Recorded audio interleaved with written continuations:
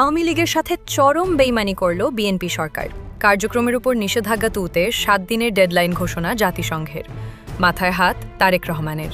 ভোটের আগে সরকার আইনমন্ত্রী, স্বরাষ্ট্রমন্ত্রী, এমনকি প্রধানমন্ত্রী যারা দল নিষিদ্ধের পক্ষে মত দিয়েছিলেন, যে দলটি আওয়ামী লীগের ভোটারদের কাছে ভোট চাইতে গিয়ে মুখে ফেনা তুলে ফেলেছিল, তারা কেন এখন নির্বাহী আদেশে দল নিষিদ্ধের অধ্যাদেশকে আইনে পরিণত করতে চাইছে, যেখানে অধ্যাদেশটি করাই হয়েছিল আওয়ামী লীগকে দমিয়ে রাখতে।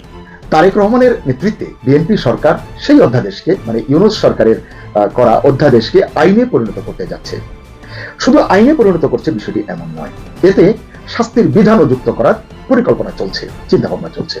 তারেক এটা করবে, এটা জানা ছিল যে তারেক এটা করবে। এর বাইরে তারেক যাবে না, কারণ তারেকের অভিজ্ঞতা আছে 96 সালের 15 ফেব্রুয়ারি ইলেকশনের পরে কিভাবে আওয়ামী লীগ খালেদা জিয়াকে ফেলে দিয়েছিল, 2006 কিভাবে লগি বইটা দিয়া আপনার তারেককে বা তারেকের পুরো ফ্যামিলি খালেদা জিয়াকে ফেলে দেওয়া হয়েছিল, তারেক জানে, যার কারণে তারেক এটা করবে। অবস্থা দেখে মনে হচ্ছে এখন যে তারেক রহমান ও ইউনূসের মতোই চাপ অগ্রাহ্য করার চেষ্টা করে চলেছেন, কিন্তু শেষ পর্যন্ত পারবেন তো? জাতিসংঘের চিঠিতে বাংলাদেশ সরকারকে 10টি বিস্তারিত প্রশ্ন করা হয়েছে। এই সরকারের যে কোনো উত্তর 60 দিনের মধ্যে জনসমক্ষে প্রকাশ করা হবে। এতে বাংলাদেশকে গৃহীত পদক্ষেপগুলো পর্যালোচনা ও সংশোধনের আহ্বান জানানো হয়েছে। আসসালামু আলাইকুম দর্শক, সিগন্যাল বিডি চ্যানেলের নতুন একটি গুরুত্বপূর্ণ নিউজ ভিডিও নিয়ে আপনাদের মাঝে হাজির হলাম। প্রিয় দর্শক, বাংলাদেশের বর্তমান রাজনৈতিক প্রেক্ষাপট নিয়ে ইতিমধ্যে অনেকগুলো ভিডিওর অংশবিশেষ আপনারা দেখেছেন এবং আশা করি দেখেই বুঝতে পেরেছেন আজকের ভিডিওটি কতটি গুরুত্বপূর্ণ এবং আকর্ষণীয় হতে চলেছে। প্রিয় দর্শক, ডক্টর ইউনূস যে আওয়ামী লীগের উপর যে নিষেধাজ্ঞা দিয়ে গিয়েছিল, মানে কার্যক্রমের উপর যে নিষেধাজ্ঞা দিয়ে গিয়েছিল, সেটা কিন্তু এবার বাস্তবায়ন করতে যাচ্ছে বিএনপি সরকার।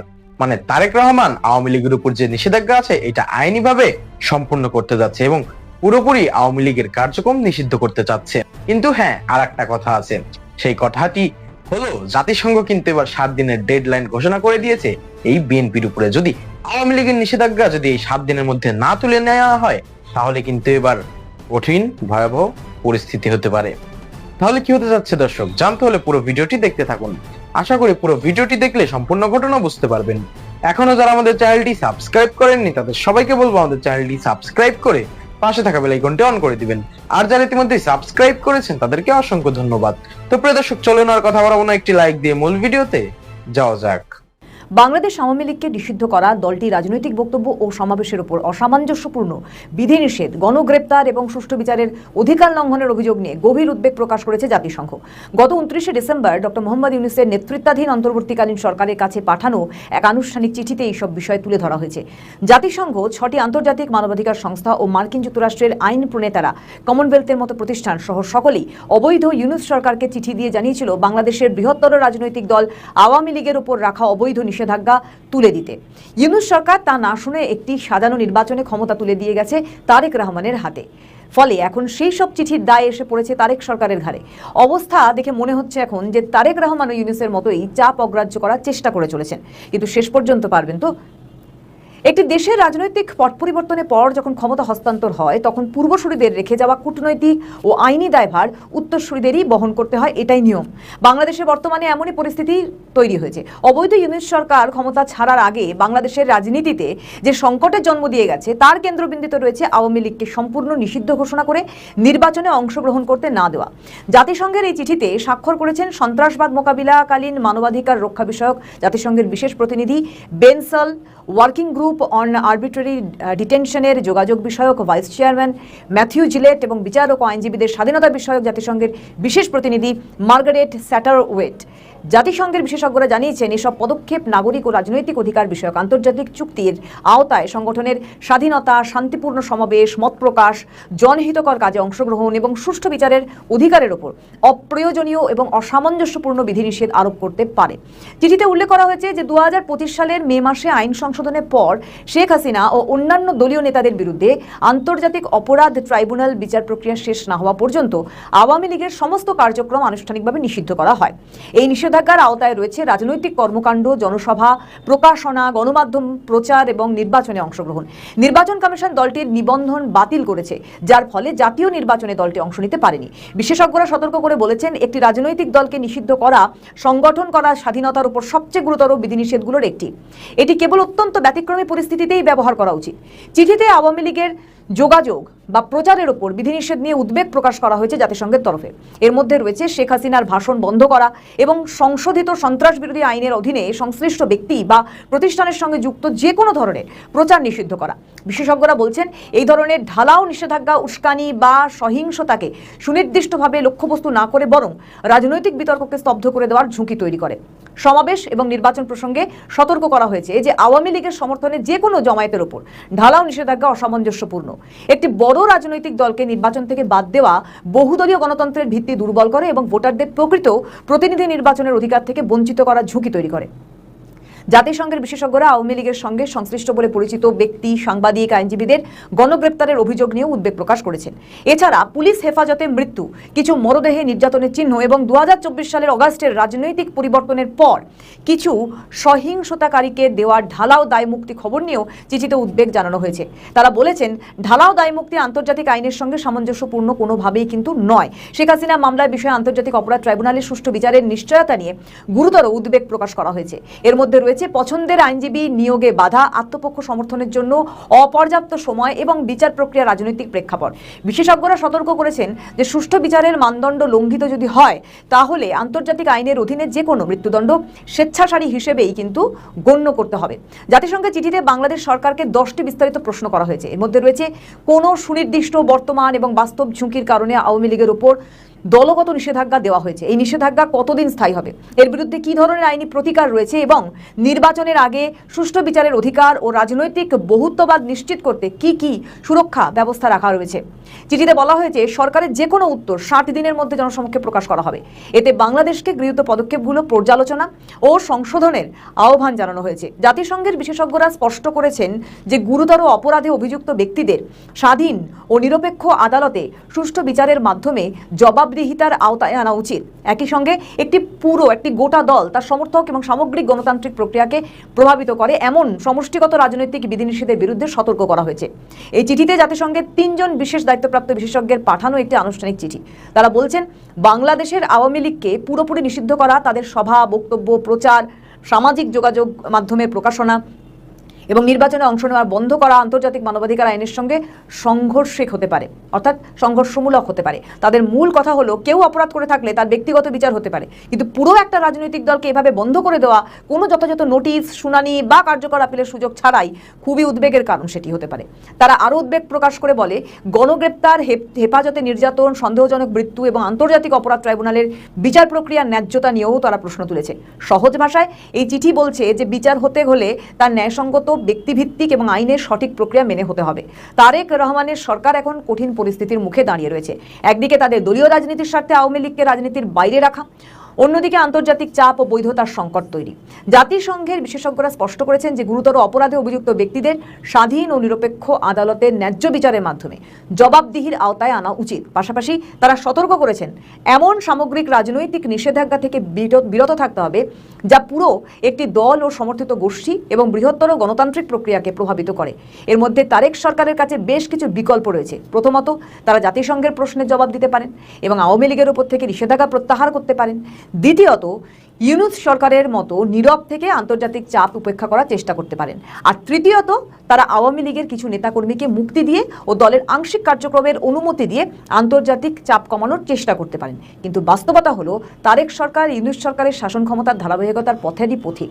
কারণ আওয়ামী লীগকে ফিরিয়ে আনার অর্থ হলো তাদের রাজনৈতিক ভবিষ্যৎকে অনিশ্চয়তার দিকে ঠেলে দেওয়া। তাই আওয়ামী লীগের উপর করা প্রতিটি মামলা বিএনপি নেতাকর্মীরাই করেছিল, কিন্তু কোন পদক্ষেপ নেয় এখন তারেক সরকার সেটাই দেখার।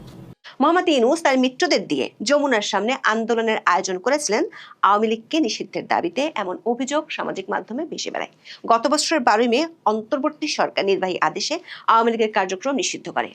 তার আগের দিন সন্ত্রাস দমন আইনটি সংশোধন করে। আগের সন্ত্রাস দমন আইনে রাজনৈতিক দলের কার্যক্রম নিষিদ্ধের কোনো বিধান ছিল না। অন্তর্বর্তী সরকার ওই আইনে 18-এর 2 নম্বর উপধারা যুক্ত করে, যেখানে রাজনৈতিক দলের অফলাইন ও অনলাইন কার্যক্রম নিষিদ্ধের বিধান যুক্ত করা হয়। তখন বিএনপির শীর্ষ নেতারা বলেছিলেন নির্বাহী আদেশে কোনো রাজনৈতিক দল নিষিদ্ধ করার পক্ষে তারা নয়। শুধু দলটির চেয়ারপারসন ও প্রধানমন্ত্রী তারেক রহমানই নন, বিএনপির অনেক নেতাই গত 1 বছরে বহুবার বলেছেন তারা কোনো দল নিষিদ্ধের পক্ষে নন। যেমন গত বছরের 16 সেপ্টেম্বর বিএনপির স্থায়ী কমিটির সদস্য বর্তমান স্বরাষ্ট্রমন্ত্রী সালাউদ্দিন আহমেদ বলেছিলেন, কোনো রাজনৈতিক দলের কর্মকাণ্ড বা কোনো রাজনৈতিক দলকে নিষিদ্ধ ঘোষণা করা নির্বাহী আদেশে সেটা তারা সমর্থন করেন না। নির্বাহী আদেশে রাজনৈতিক দল নিষিদ্ধ করা একটি ভয়ানক চর্চা, যেটি দেশে অরাজকতা সৃষ্টি করবে বলে তিনি সেদিন মন্তব্য করেছিলেন। চলতি বছরের 26শে জানুয়ারি বর্তমান আইনমন্ত্রী মোহাম্মদ আসাদুজ্জামানের একটি পথসভার ভিডিও সামাজিক যোগাযোগ মাধ্যমে ব্যাপকভাবে ভাইরাল হয়েছিল। ওই ভিডিওতে নির্বাচনী প্রতিদ্বন্দ্বিতায় থাকা সাবেক এই অ্যাটর্নি জেনারেল বিগত 2024 সালের আগস্ট মাসে আওয়ামী লীগ নিষিদ্ধের রিট পিটিশন নিয়ে আদালতে নিজের অবস্থানের কারণ ব্যাখ্যা করেছিলেন। তিনি তখন দাবি করেছিলেন কোনো রাজনৈতিক আদর্শকে হত্যা করাকে তিনি সমর্থন করেন না বলেই তখন রিটের বিরোধিতা করেছিলেন। আইনমন্ত্রী আসাদুজ্জামান বলেছিলেন, সেদিন তিনি আওয়ামী লীগের রেজিস্ট্রেশন বাতিল করার রিটে হাইকোর্টে বাধা দিয়েছিলেন, কারণ তারা আদর্শের রাজনীতিতে বিশ্বাস করেন। তারা কোনো আদর্শকে হত্যা করে রাজনীতি করতে চান না। কিন্তু এসব মন্তব্য বা ডায়লগ ছিল ভোটের আগে, কারণ তখন দরকার ছিল আওয়ামী লীগের ভোট ব্যাংক যে কোনো মূল্যে বিএনপিকে ভোট দিচ্ছে কি না সেটি নিশ্চিত করা। সারা দেশের অনেক জায়গার মতো গোপালগঞ্জে ভোট চাইতে গিয়ে বিএনপির এক নেতা তখন দাবি করেছিলেন, আওয়ামী লীগ নিষিদ্ধের মিছিলে বিএনপি কখনোই যায়নি। তবে সরকার গঠনের পর বিএনপি অন্তর্বর্তী সরকারের বহুল সমালোচিত সেই অধ্যাদেশটিকে আইনে পরিণত করার উদ্যোগ নিয়েছে। সুপারসনিক গতিতে মোহাম্মদ ইউনূসের সরকার 133টি অধ্যাদেশ জারি করেছিল। ত্রয়োদশ সংসদের প্রথম দিনে গত 13ই মার্চ সবগুলো অধ্যাদেশ সংসদে তোলা হয়। সেদিন গঠিত 14 সদস্যের বিশেষ কমিটি অধ্যাদেশগুলো যাচাই বাছাই করে। সংবিধানের 93 অনুচ্ছেদ অনুযায়ী অধ্যাদেশ সংসদে পাশ না হলে 30 দিন মানে 12ই এপ্রিলের পর তা কার্যকারিতা হারাবে। গত বৃহস্পতিবার বিশেষ কমিটি 98টি অধ্যাদেশ পরিবর্তন ছাড়াই আইনে পরিণত করতে সংসদে বিল উত্থাপনের সুপারিশ করেছে। 15টি অধ্যাদেশ সংশোধন করে বিল উত্থাপনের সুপারিশ করা হয়। 16টি অধ্যাদেশে এখনই উত্থাপন নয় এবং 4টি রহিত করে হেফাজতের সুপারিশ রয়েছে প্রতিবেদনে। যে 15টি অধ্যাদেশ সংশোধন করে বিল হিসেবে সংসদে উত্থাপনের সুপারিশ করা হয়েছে তার একটি হলো 2025 সালের 11ই মে জারি করা সন্ত্রাস বিরোধী অধ্যাদেশ। এই অধ্যাদেশ বলে 2009 সালের সন্ত্রাস বিরোধী আইনের 18 এবং 20 ধারা সংশোধন করে গত বছর আওয়ামী লীগ এবং দলটির সব সহযোগী ও অঙ্গ সংগঠনের কার্যক্রম নিষিদ্ধ করা হয়। একই আইনে 2024 সালের অক্টোবরে নিষিদ্ধ করা হয় ছাত্রলীগকে। গত বছরের 11ই মে রাতে যমুনায় উপদেষ্টা পরিষদের জরুরি বৈঠক করে সন্ত্রাস বিরোধী আইনের 2টি ধারা সংশোধন করে অন্তর্বর্তী সরকার। এতে বলা হয়, কোনো ব্যক্তি বা সত্তা সন্ত্রাসী কাজের জন্য জড়িত থাকলে নির্বাহী আদেশে সরকার তাদের কার্যক্রম নিষিদ্ধ করতে পারবে। একই দিনে সরকারি প্রজ্ঞাপনে বলা হয়, আন্তর্জাতিক অপরাধ ট্রাইব্যুনালে বিচার শেষ না হওয়া পর্যন্ত আওয়ামী লীগের কার্যক্রম নিষিদ্ধ থাকবে। অন্তর্বর্তী সরকার আওয়ামী লীগকে সরাসরি নিষিদ্ধ করেনি, তবে কার্যক্রম নিষিদ্ধ থাকায় অধ্যাদেশের 20 ধারা অনুযায়ী আওয়ামী লীগ মিছিল সভা সমাবেশ করতে পারবে না। দলটির কার্যালয় বন্ধ থাকবে, ব্যাংক হিসাব জব্দ হবে, পোস্টার ব্যানার প্রচার করতে পারবে না, সংবাদ বিজ্ঞপ্তি দিতে পারবে না, গণমাধ্যম ও সামাজিক মাধ্যমে তা প্রকাশ করা যাবে না এবং সংবাদ সম্মেলন করতে পারবে না দলটি। আইনে বলা হয়েছে, নিষিদ্ধ সংগঠন এসব কার্যক্রম পরিচালনা করলে 4 থেকে 14 বছর কারাদণ্ড হতে পারে। তবে অধ্যাদেশে বলা হয়নি কার্যক্রম নিষিদ্ধ সংগঠন সভা সমাবেশ করলে কি শাস্তি হবে। ফলে এতদিন আওয়ামী লীগের কার্যক্রম নিষিদ্ধ থাকলেও নিষেধাজ্ঞা অমান্য করার শাস্তির বিধান ছিল না।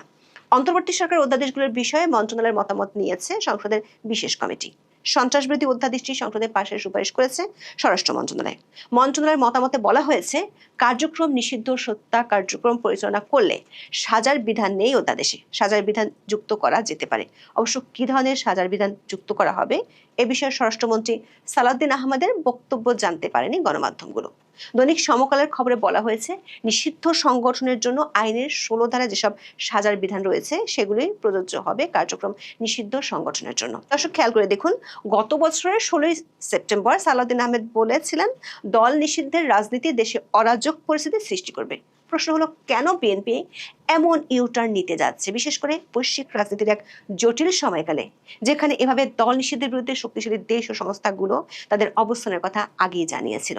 যুক্তরাষ্ট্র, ভারত, ইউরোপীয় ইউনিয়ন, কমনওয়েলথ এবং জাতিসংঘ সবাই কোনো রাজনৈতিক দলকে পুরোপুরি নিষিদ্ধ করার বিপক্ষে তাদের অবস্থান স্পষ্ট করেছে। জাতিসংঘের মানবাধিকার কমিশন থেকে পাঠানো এক চিঠিতে স্পষ্ট করে বলা হয়েছিল, কোনো রাজনৈতিক দলকে নিষিদ্ধ করা হচ্ছে মত প্রকাশের স্বাধীনতা এবং সংগঠনের অধিকারের উপর সবচেয়ে বড় আঘাত। জাতিসংঘ বারবার মনে করিয়ে দিয়েছে, সন্ত্রাস দমন আইনকে রাজনৈতিক প্রতিপক্ষ দমনের হাতিয়ার হিসেবে ব্যবহার করা আন্তর্জাতিক আইনের পরিপন্থী। যুক্তরাষ্ট্রের আইন প্রণেতারা এবং পররাষ্ট্র দপ্তর একাধিকবার বলেছে, দল নিষিদ্ধ করার পরিবর্তে কেবল অপরাধে লিপ্ত ব্যক্তিদের বিচার হওয়া উচিত। আন্তর্জাতিক সম্প্রদায়ের এই অসম্মতি সত্ত্বেও বিএনপি কেন এই পথে হাঁটছে? আবার মাত্র 3 দিন পর ভারতে যাচ্ছেন বাংলাদেশের পররাষ্ট্রমন্ত্রী খলিলুর রহমান। ভারতই প্রথম দেশ যারা আওয়ামী লীগের কার্যক্রম নিষিদ্ধের পর আনুষ্ঠানিকভাবে উদ্বেগ জানিয়েছিল। এই সফরের ঠিক আগে আওয়ামী লীগকে নিষিদ্ধের অধ্যাদেশ সংসদে তোলার সুপারিশ করার খবরটি অত্যন্ত তাৎপর্যপূর্ণ। এটি দিল্লির জন্য একটি কড়া কূটনৈতিক বার্তা হিসেবে দেখা হচ্ছে, যা দুই দেশের সম্পর্কের শীতলতাকে আরও বাড়িয়ে দিতে পারে। ভারত ঐতিহাসিকভাবে আওয়ামী লীগকে তাদের সবচেয়ে বিশ্বস্ত মিত্র হিসেবে বিবেচনা করে। দিল্লি নিরাপত্তা বিশ্লেষকদের মতে, বাংলাদেশে আওয়ামী লীগ পুরোপুরি নিশ্চিহ্ন হয়ে গেলে সেখানে ভারত বিরোধী শক্তি এবং মৌলবাদী গোষ্ঠীর উত্থান ঘটবে। বিশেষ করে জামাত ইসলামের পুনরুত্থান এবং এনসিপির ভারত বিরোধী বক্তব্য ভারতকে বিচলিত করেছে। ভারতের national security adviser Ajit Doval এবং অন্যান্য উচ্চপদস্থ কর্মকর্তারা বারবার বাংলাদেশে একটি অন্তর্ভুক্তিমূলক গণতন্ত্রের কথা বলেছেন, যার অর্থ হলো আওয়ামী লীগকে রাজনীতিতে ফেরার সুযোগ দেওয়া। পররাষ্ট্রমন্ত্রী খলিলুর রহমানের এই সফরে গঙ্গা পানি বন্টন চুক্তির নবায়ন, সীমান্ত হত্যা বন্ধ এবং জ্বালানি সংকটের মতো গুরুত্বপূর্ণ ইস্যু নিয়ে আলোচনা হওয়ার কথা রয়েছে। কিন্তু আওয়ামী লীগ নিষেধের ইস্যুটি এই আলোচনার উপর এক গভীর ছায়া ফেলবে। ভারতের সাথে দর কষাকষির ক্ষেত্রে বিএনপি সরকার এই পদক্ষেপটিকে কি তাহলে একটি কূটনৈতিক কার্ড হিসেবে ব্যবহার করছে? এমন প্রশ্ন দেখা দিয়েছে বিশ্লেষকদের মনে। বিশ্লেষকরা মনে করেন, দল নিষিদ্ধের প্রভাব সম্পর্কে তারেক রহমান টাইম ম্যাগাজিনের কাছে যে শঙ্কার কথা বলেছিলেন, সেটি বাংলাদেশে অতীতেও দেখা গেছে। আবার বাংলাদেশের রাজনীতিতে দল নিষিদ্ধ করা যে কোনো কার্যকরী ফল বয়ে আনে না, সেটিও প্রমাণিত। 1971 সালে পাকিস্তান আমলে আওয়ামী লীগকে নিষিদ্ধ করা হয়েছিল এবং বঙ্গবন্ধুকে গ্রেপ্তার করা হয়েছিল। কিন্তু সেই নিষেধাজ্ঞার শেষ পর্যন্ত একটি রক্তক্ষয়ী যুদ্ধের মাধ্যমে বাংলাদেশের স্বাধীনতা ছিনিয়ে এনেছিল। স্বাধীনতার পর 1974 সালে শেখ মুজিবুর রহমান সব রাজনৈতিক দল নিষিদ্ধ করে একক দল বাকশাল গঠন করেছিলেন। জিয়াউর রহমান এবং এরশাদ সরকারের আমলেও বিভিন্ন সময় রাজনৈতিক কর্মকাণ্ডের উপর বিধিনিষেধ ছিল। এমনকি জামাত ইসলামীকেও একাধিকবার নিষিদ্ধ করার চেষ্টা করা হয়েছে। কিন্তু প্রতিটি ক্ষেত্রে দেখা গেছে নিষেধাজ্ঞার ফলে দলগুলো আরো বেশি কৌশলী হয়েছে এবং অনেক ক্ষেত্রে তারা উগ্রপন্থার দিকে ঝুঁকেছে। রাজনৈতিক বিশ্লেষকদের মতে, দল নিষিদ্ধ করার ফলে তাদের সাংগঠনিক কাঠামো ক্ষতিগ্রস্ত হলেও তাদের আদর্শ বা অনুসারীদের মন পরিবর্তন করা সম্ভব হয় না। বাংলাদেশের রাজনীতিতে একটি অত্যন্ত পরিচিত এবং বিপজ্জনক প্রবণতা হলো, যে কোনো সরকার যে কঠোর আইন পাশ করে, পরবর্তীতে সেই আইনটি তাদের বিরুদ্ধে বুমেরাং হয়ে ফিরে আসে। বিএনপি এখন আওয়ামী লীগকে দমনের জন্য যে সন্ত্রাস দমন আইন বা বিশেষ ট্রাইব্যুনাল ব্যবহার করার সুপারিশ করেছে, ভবিষ্যতে তারা নিজেরাই এর শিকার হতে পারে কিনা তা নিয়ে রাজনৈতিক মহলে গভীর সংশয় রয়েছে। বিএনপি ও আওয়ামী লীগের একাধিক সূত্র বলছে, শেষ পর্যন্ত এই অধ্যাদেশটি আইনে পরিণত হবে কিনা তা এখনো পরিষ্কার নয়। এমনকি তার আগে যদি উচ্চ আদালতে রিটও হয়, তাহলে অবাক হওয়ার কিছুই থাকবে না। প্রিয় দর্শক, ইতিমধ্যে আপনারা আমাদের পুরো ভিডিওটি দেখেছেন। ভিডিওটি দেখে কি জানলেন এবং বুঝলেন, অবশ্যই আপনাদের মূল্যবান মতামতটি আমাদের কমেন্ট বক্সে জানাতে ভুলবেন না। এখনো যারা আমাদের চ্যানেলটি সাবস্ক্রাইব করেননি, তাদের সবাইকে বলবো আমাদের চ্যানেলটি সাবস্ক্রাইব করে পাশে থাকা বেল আইকনটি অন করে দিবেন, এরকম নিত্য নতুন প্রতিদিন গরম গরম নিউজ আপডেট পেতে। ধন্যবাদ সবাইকে।